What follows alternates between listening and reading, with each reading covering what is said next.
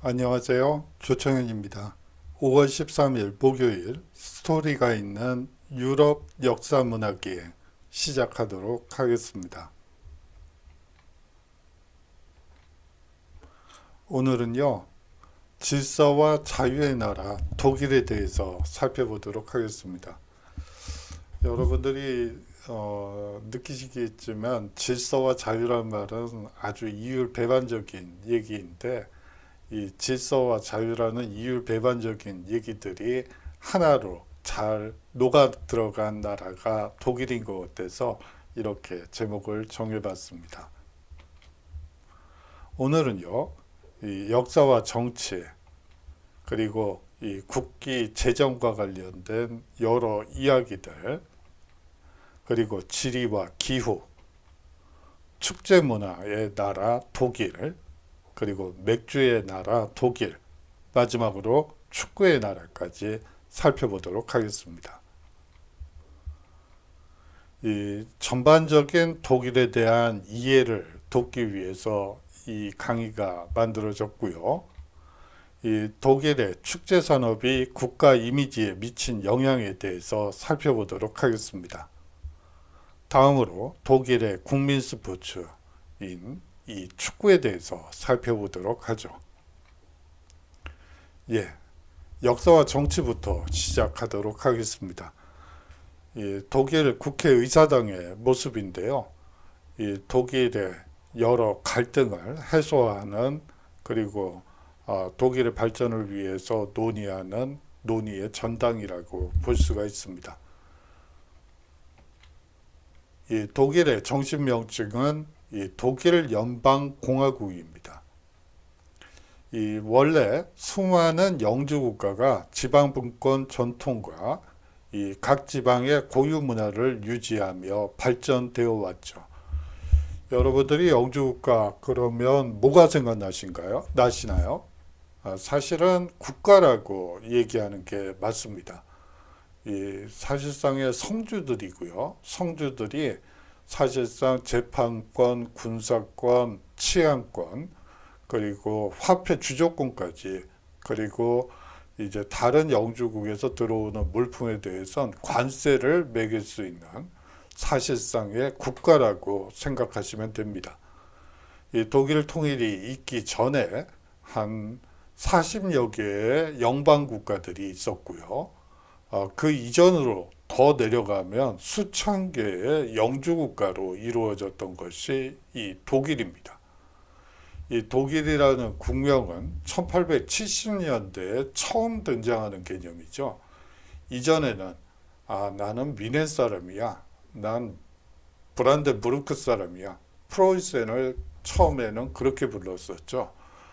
난 프로이센 사람이야. 난 작센 사람이야. 이렇게 얘기를 했지. 나는 독일인이야 라고 얘기하는 사람은 없었습니다. 그렇기 때문에 이 지방분권적인 전통 그리고 각 지방의 고유 문화는 계속해서 발전될 수 있었던 것이죠. 이 독일 연방공화국은 이러한 역사 전통을 되살려 이 연방정부와 16개의 주 정부로 구성되어 있습니다. 이 독일은요, 이 내각 책임제 연방공화국입니다. 국가 원수는 대통령이고요. 실질적인 정치는 총리가 수행하고 있습니다. 이 수도 베를린에는 약 350만 명 정도가 거주를 하고요. 총 인구는 8,130만 명 정도로 게르만족이 전체 인구의 92%를 차지하고 있습니다. 국기와 관련된 이야기를 한번 드리도록 하죠. 이 독일의 국기 플락의 도이칠란트는 이 독일의 국가색인 흑색, 적색, 금색이 가로 이 세 줄 같은 비율로 배치된 삼색기입니다. 1919년 바이마르 공화국 당시 처음 국기로 지정되었죠. 이 삼색기는 물론 1830년 이 3월 혁명부터 등장한 또 약간 그 이전부터 등장한 것은 사실이지만 이 공식 국기로 지정된 것은 1919년 바이마르 공화국 때라고 보시면 됩니다. 이 별칭은요, 연방기, 이 분데스 프라거라고 보시면 됩니다. 1848년부터 1850년 2년간 단명한 프랑크푸르트 국민의회에서 이 삼색기를 민주적 통일 독일 국가의 기로 제안했죠. 하지만 이 깃발은 곧 제국 국기로 바뀌게 되고 바이마르 공화국 때나 이 삼색기가 이 공식 국기로 인정받게 됩니다. 적색은 이 여러 가지 얘기들이 있어요. 이 적색, 흑색, 금색은 도대체 무엇을 상징하는 것인가? 라는 물음에 대해서 이 독일인들도 분명하게 얘기를 못하고 여러 가지 이야기들을 하고 있습니다. 그 중에 한 주장이 적색은 한자동맹. 이 한자동맹은 사실상 아까 영방국가로 수천 개의 영방국가로 나누어져 있었다고 여러분들께 말씀을 드렸죠. 이 독일은 이 북해 연안, 그러니까 베네치아로부터 이제 동방의 물품을 수입을 해서 이제 독일로 오고 그것을 러시아로 보내기 위한 이 흑해 연안에 인접한 국가들이 모여서 한자 동맹을 구성하게 됩니다. 지금 식으로 얘기를 하자면 무역 자유협정이 맺어진 지역이라고 보시면 돼요. 그런데 이제 문제는 이쪽에 공동 군대가 있고요. 이 치안권도 해적을 단속하기 위한 이 치안권도 가지고 있기 때문에 이 한자 동맹 자체가 하나의 국가라고 여러분들이 보시면 됩니다. 이 한자라는 이름이 한자죠. 한자가 아니고 한자라고 있는데요. 이 전통이 남아있는 것이 이 독일의 국적기인 루프트 한자라고 보시면 됩니다. 그 루프트 한자의 한자는 사실상 이 한자 동맹에서 연유한 것이라고 보시면 되죠. 아울러서 금색과 흑색은 당시 남부 독일에 영향력을 행사하고 있던 오스트리아 제국을 상징한 것이라는 설도 있는데요. 사실상 프랑크푸르트 국민의회에서는 소독일주의와 대독일주의로 이제 팽팽하게 맞서게 되면서 여기서 소독일주의는 프로이센을 중심으로 한 통일을 얘기하고요. 이 대독일주의는 오스트리아까지 포함한 이 통일을 얘기를 합니다. 그러면서 오스트리아를 자극하지 않기 위해서 금색과 흑색, 이 오스트리아를 제국을 상징하는 금색과 흑색을 넣었다는 주장도 있습니다. 이 흑적금의 삼색기는요, 19세기 초에 처음 나타나 1848년 3월혁명 당시에 유명해졌죠. 나폴레옹 보나파르트의 몰락 이후 성립된 반동적 질서에 대항하는 운동의 구심체가 사실상 이 삼색기라고 볼 수가 있습니다. 이 흑적금에 이 독일 국기를 두고 여러 가지 가설들이 난무하고 있죠. 또 아까 얘기한 것과 또 다른 일설에는 이 카르스바트 결의에서 메테르니히에 의해 추방된 급진 대학생 단체인 부르셴 샤프트의 색이라는 설도 있고요. 이 메테르니는 이 오스트리아의 총리로서 이 비엔나 체제, 빈 체제를 구축한 이 프랑스 혁명을 막기 위해서 이 여러 이 유럽의 다른 제국들이 동맹을 맺어서 이 프랑스 혁명을 좌절시키려고 이 동맹을 결성하는데요. 이 나폴레옹이 무너진 이후에 이 오스트리아의 메테르니히 이 수상이 주축이 돼서 사실상 과거로 혁명 이전으로 돌아가는 체제를 메테르니 체제 혹은 비인 체제라고 합니다. 거기에 반대해서 일어났던 급진 대학생 단체가 바로 브루시엔 샤프트라고 하는데요. 그 3색이 바로 거기서 연유했다는 설입니다. 또 아울러서 나폴레옹 정복군에게 맞서 저항한 이 대학생 단체인 리트초프 자유군단으로까지 거슬러 올라간다는 설도 있는데요. 이거는 어디까지나 믿거나 말거나 말을 좋아하는 사람들의 이야기라고 보셔도 무방할 것 같습니다. 이 흑적금 3색은요. 짧은 기간 동안 독일의 국가색으로 받아들여졌고요. 이 바이마르 공화국 성립 당시에 재도입되어 대체로 사회적 자유주의, 사회적이란 말은 빼도 상관이 없을 것 같습니다. 자유주의를 의미합니다. 이 자유라는 말에는 여러 가지 의미가 있죠. 사실상 개인의 자유도 자유고요. 국가, 민족의 자유도 자유입니다. 우리가 보통 국가주의라고 얘기하는 것도 이 자유주의의 전통과 맞닿아 있다는 점도 여러분들이 생각해 두시면 좋을 것 같습니다. 민족의 자유로운 활동을 보장하라. 이러한 취지로 이해하시면 되겠죠. 제1차 세계대전 이후 바이마르 공화국의 성립과 함께 독일의 국기로 지정되었습니다. 지리와 기후를 살펴보도록 하죠. 이 독일입니다. 많은 주들과 또 여기 베를린 주가 있죠. 베를린 주가 아니고 부담된 부르크 주가 있습니다. 이 수도 베를린은 이 동쪽에 치우쳐져 있어요. 이 작센주는 베토벤으로 유명한 곳이고요. 바이에른, 튜링겐, 작센, 이러한 지역들은 다 역사와 전통을 가지고 있는 국가였다고 볼 수가 있습니다. 함부르크는 또 있고요. 그렇습니다. 총 면적은 35만 7,021 제곱킬로미터로 이 한반도의 1.6배 정도라고 보시면 되고요. 유럽에서 7번째로 큰 나라고 이 세계에서는 63번째로 넓은 나라입니다.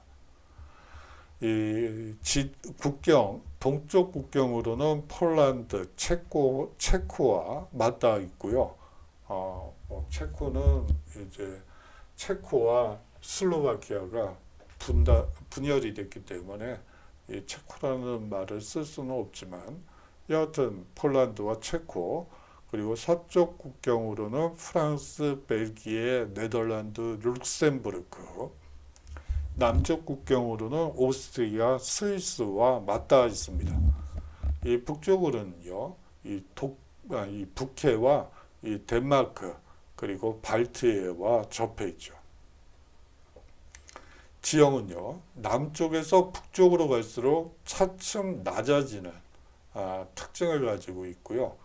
크게 보면 알프스 지대, 중앙 구릉지대, 그리고 북부 독일 평야의 3대 자연구역으로 나뉜다고 볼 수가 있습니다. 이 북서부 지역은 해양성 기후이고요.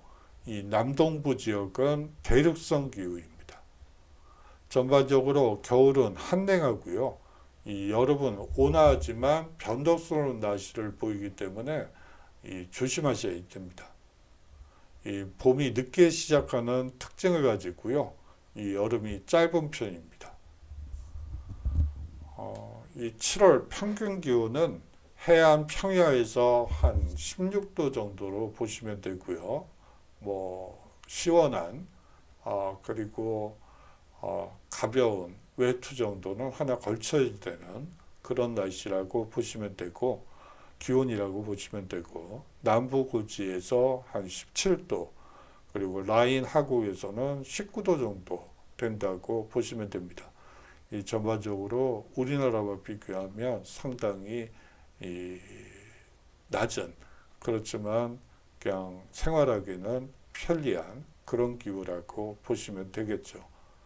이 12월부터 13월까지 겨울은 라인강이 올 정도로 추위가 혹독합니다.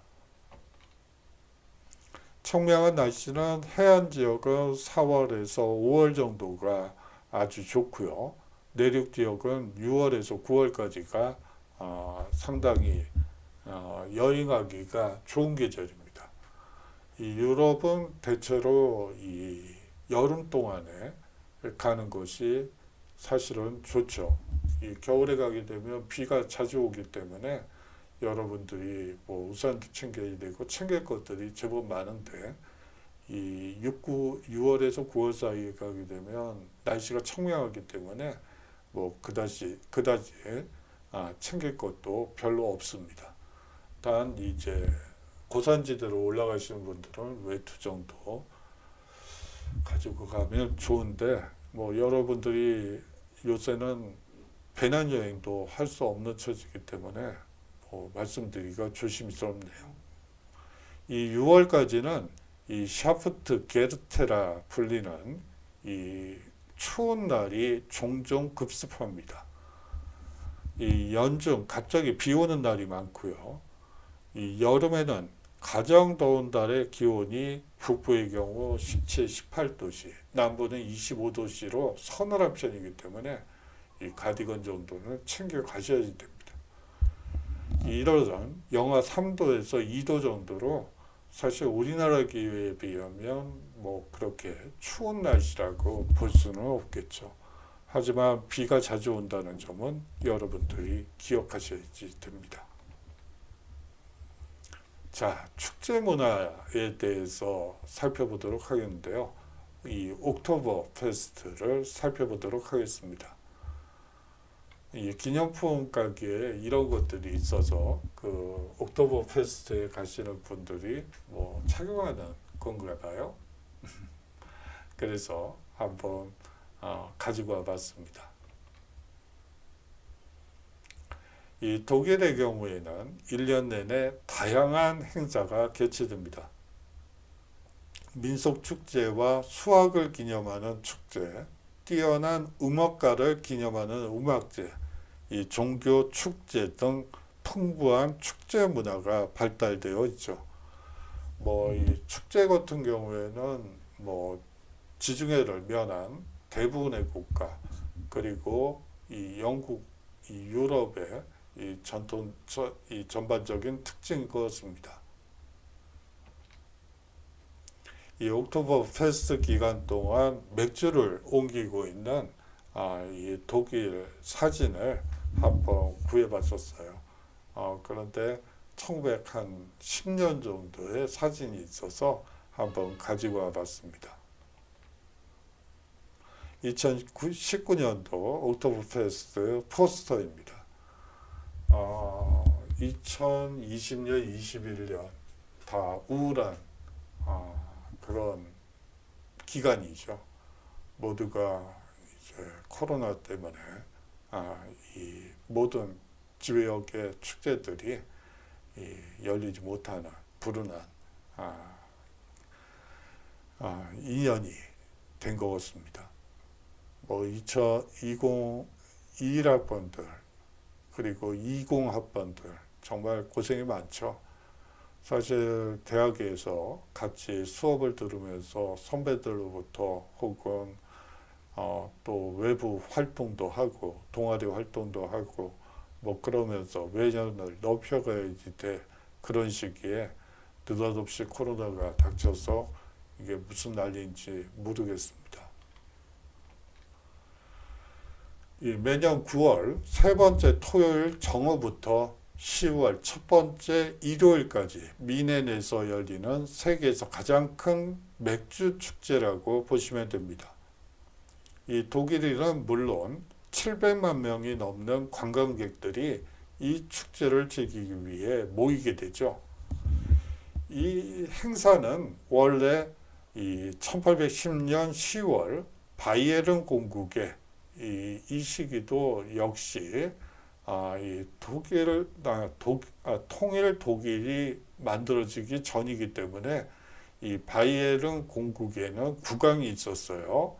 이 바이에른 공국의 초대 왕인 이 빌헬름 1세의 결혼을 축하하는 축제에서 시작되게 됩니다. 이것은 원래는 이 경마대회였어요. 이 빌헬름 1세라는 사람이 이 스포츠에 아주 뛰어난 감각을 가지고 있었고요. 그렇기 때문에 결혼식을 이 축제를 이 경마대회로 대신하게 됩니다. 그렇게 됐는데 이제 바이에른 국민들 사이에서 상당히 큰 반응이 일어나게 되죠. 그러면서 매 경마대회를 개최하게 되죠. 다시 말하면 이것은 원래는 사실상 맥주 축제는 아니었고 이 국왕 혹은 이 국가 행사로서 기획된 경마대회라고 보시면 됩니다. 그러다가 1883년에 이 미넨의 맥주 회사들이 축제를 후원하면서 독일을 대표하는 국민축제로 발전하게 된 것이죠. 다시 말하면 1883년 이전에는 이 전 세계적인 경마대회였다가 이제 1883년부터 이제 본격적인 이 맥주 축제로 전환되게 됩니다. 축제 첫날에는요, 시민들이 분장을 하고 음악가 바그너가 세운 극장에서부터 시내 행진을 하게 됩니다. 이 가면 무도회도 열리고요, 여러 가지 이 사육제 비슷한 행사가 거행되게 되죠. 동시에 시내 광장에서는 미넨의 6대 맥주 회사가 3,000명 이상을 수용할 수 있는 천막 술집을 열어 분위기를 고조시키죠. 앞서 얘기한 바대로 1883년 이후의 이 모습입니다. 이어 미넨 시장이 그해 첫 생산된 맥주를 선보이면서 이 축제 개막을 선언하게 되죠. 이후 16일 동안 맥주를 마시고 즐기면서 독일이 자랑하는 맥주 축제가 벌어지게 됩니다. 그야말로 맥주의 나라죠. 맥주의 종류도 정말 많습니다. 이 브랜드 명을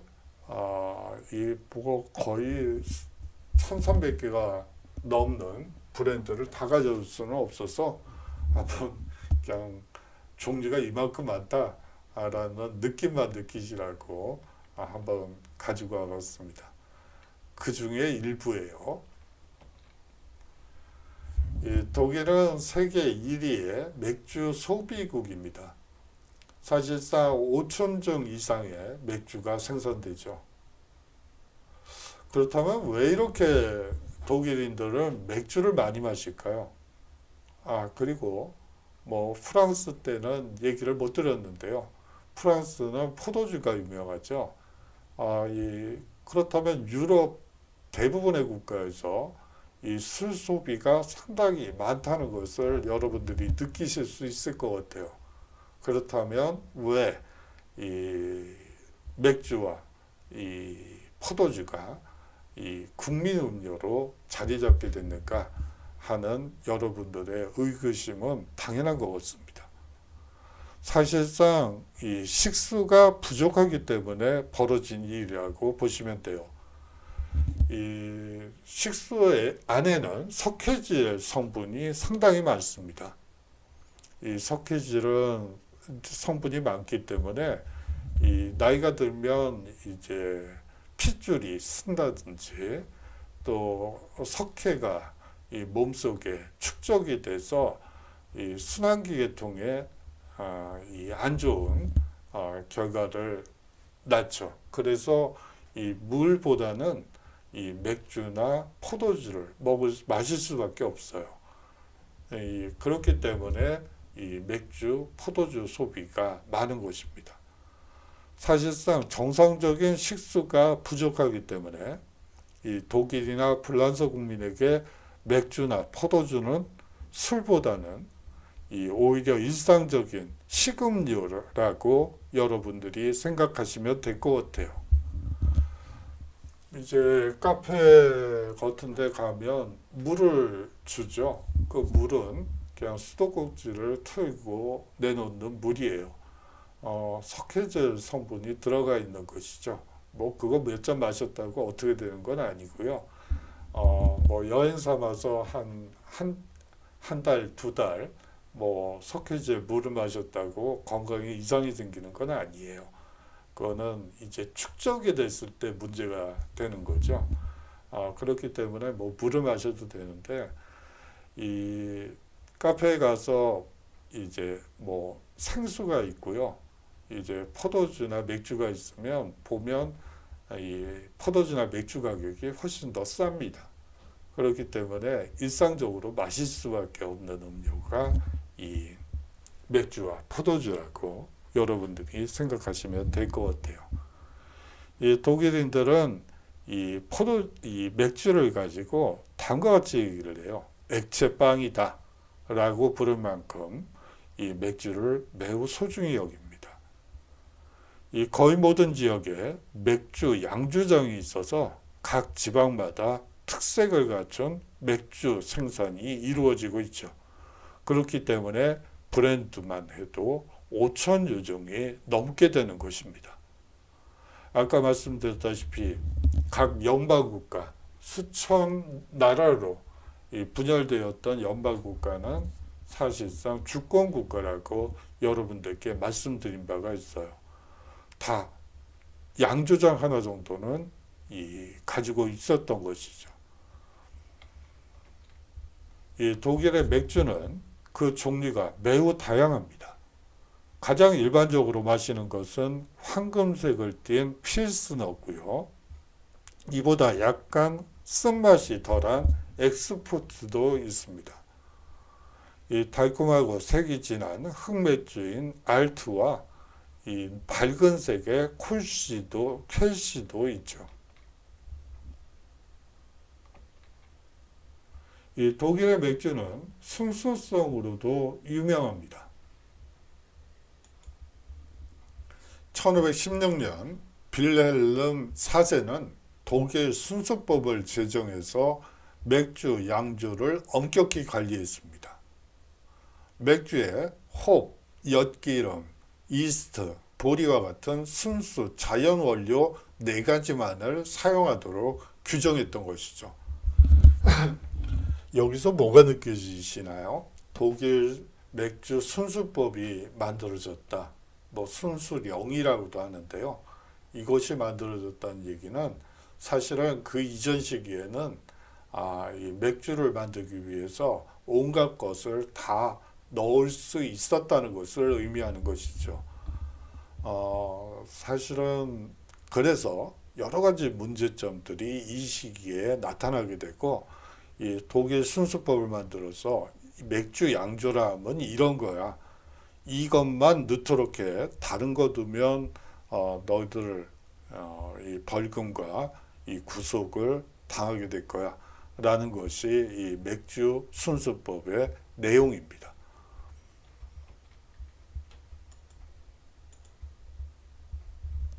예, 이 맥주 순수법이 있어서 한번 가지고 와 봤는데요. 이미지가 아주 안 좋네요. 죄송합니다. 이 맥주 순수법은 맥주의 순수한 맛을 유지하고 여러 재료가 섞였을 때 생길 수 있는 문제를 방지하기 위해서였죠. 다시 말하면 여러 몸에 좋지 않은 것들이 들어가서 이 문제가 발생하지 않도록 하기 위해서 맥주 순수법이 제정됐다고 보시면 됩니다. 국민들이 식음료로 사용하는 맥주에 해로운 성분이 첨가되는 것을 또한 막기 위해서였죠.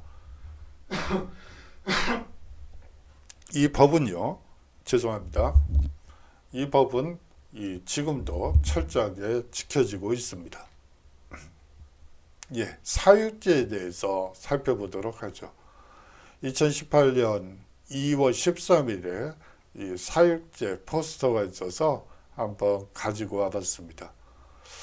역사가 2018년에서 더 나가지 못하는 것 같은 그런 느낌도 드네요. 예, 사육제 기간 동안에 가장 행렬이 있게 되는데요. 뭐 대표적인 이미지를 몇 개 가지고 와봤습니다.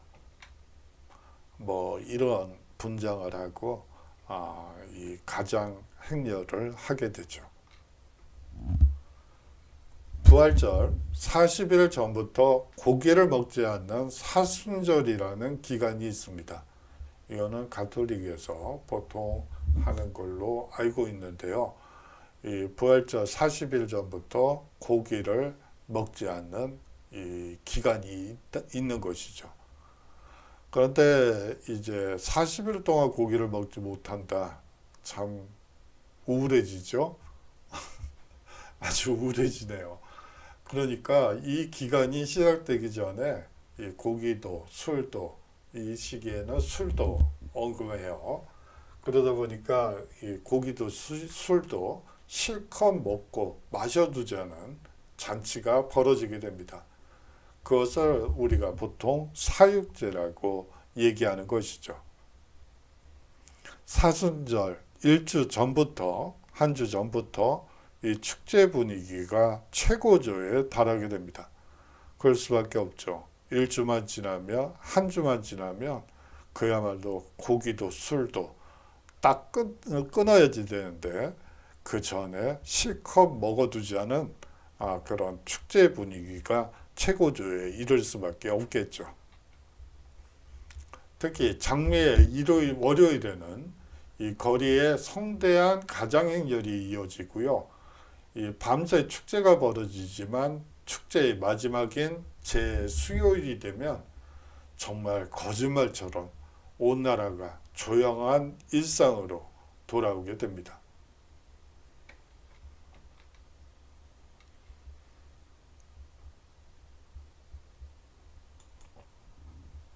예, 마지막으로 축구의 나라까지 살펴보도록 하죠.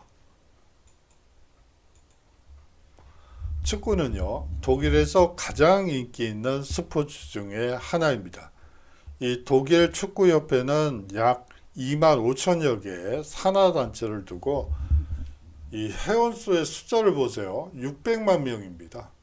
아이고, 야, 정말 엄청나게 많은 이 독일 최대의 스포츠 단체라고 보시면 됩니다. 1900년에 독일 축구협회가 설립되고요.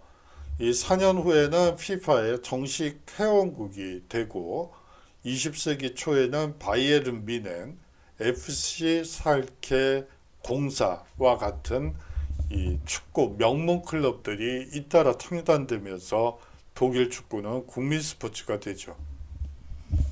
이 축구와 관련해서 한 가지 말씀드리고 싶은 거는 이 동네마다 작은 동네에도 잔디구장이 다 하나씩 있어요. 참 그 점은 부럽더라고요. 사실상 천연잔디구장이 있습니다.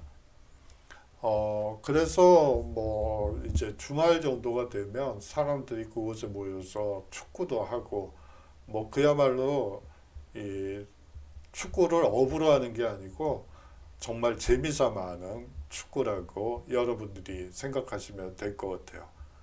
이 클럽 숫자만 따져도 2만 개가 훨씬 넘는 것으로 나타나고 있죠.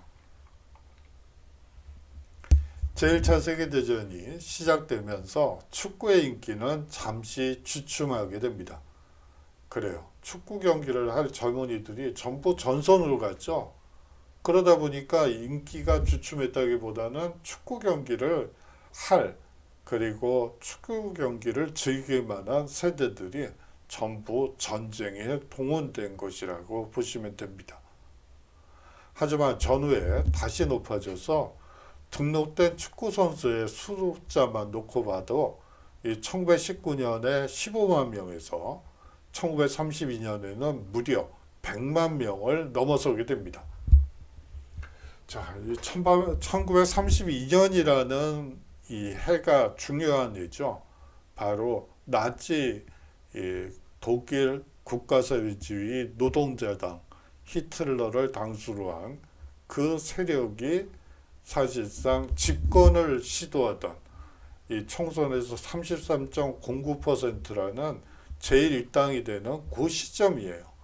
그런데 이 회원 수가 무려 선수만 해도 100만 명이었죠.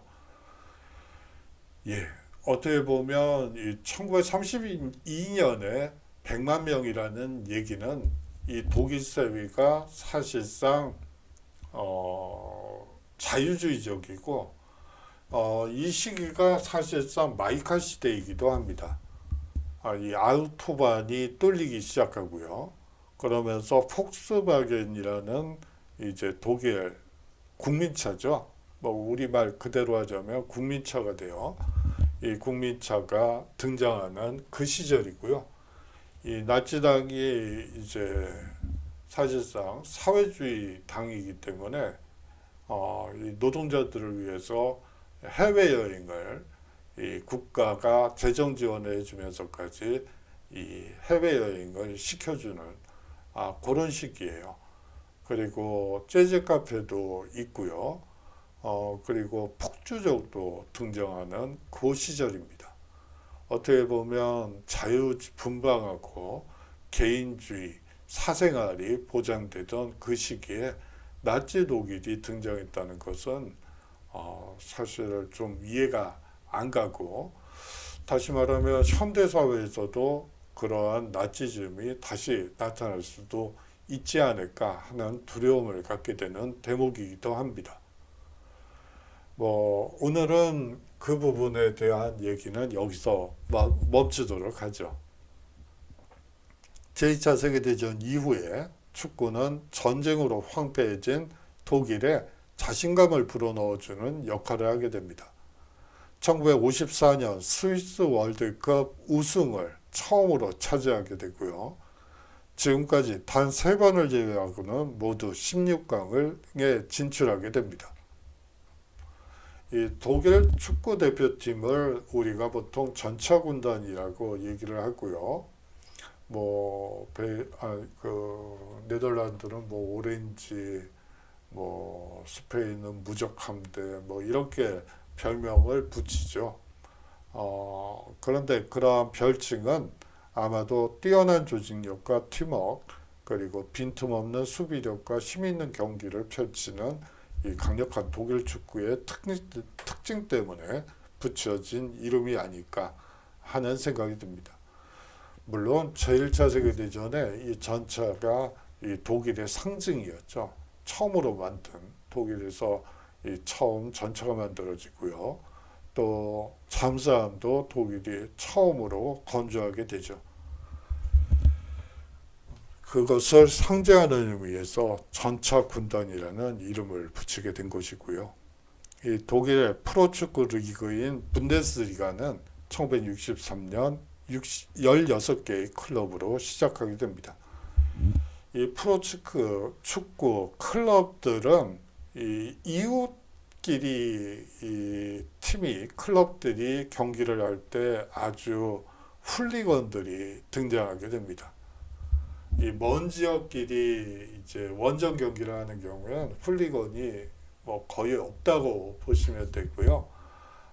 사실상 이웃 지역들끼리 전통적으로 경쟁 관계였죠. 그렇기 때문에 이 축구를 통해서 그러한 경쟁 관계를 분출하는 것이라고 여러분들이 생각하셔도 될 것 같아요. 예, 오늘의 과제를 말씀을 드리겠습니다. 11주차죠. 그래서 한번 여러분들이 이런 주제로 한번 글을 써보는 건 어떨까 해서 가지고 와봤습니다. 독일은 축제 산업이 발달한 나라죠. 유럽이 전반적으로 그런 것 같습니다. 이 수업 시간에 다루지 않은 독일의 지역 축제 하나를 조사하고요. 그 축제의 특색을 A4 두 페이지로 정리해 보시면 어떨까 합니다. 이 사진은 이 옥토버 페스트 맥주 축제 10월 맥주 축제가 열리는 공간을 찍은 사진입니다. 예.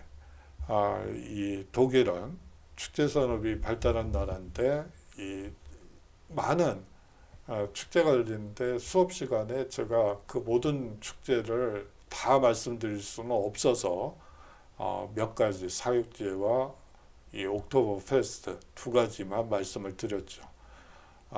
이 수업 시간에 다루지 않은 독일의 지역 축제 하나를 좀 인터넷이나 혹은 도서관에서 요새 열람실을 들어갈 수 있나요? 도서관 간지도 꽤 오래됐네요. 그래요. 여하튼 한번 자료를 여러분들이 조사를 해서 그 축제의 특색을 한번 정리해 주시면 좋을 것 같습니다. 자, 장시간 동안 수업 들어주셔서 수고 많으셨고요. 다음 시간에 이 새로운 주제로 독일의 이 여러 문화를 여러분들과 함께 수업하도록 하겠습니다. 자, 수고 많으셨고요. 다음 시간에 건강한 모습으로 다시 인사드리도록 하겠습니다. 안녕히 계십시오.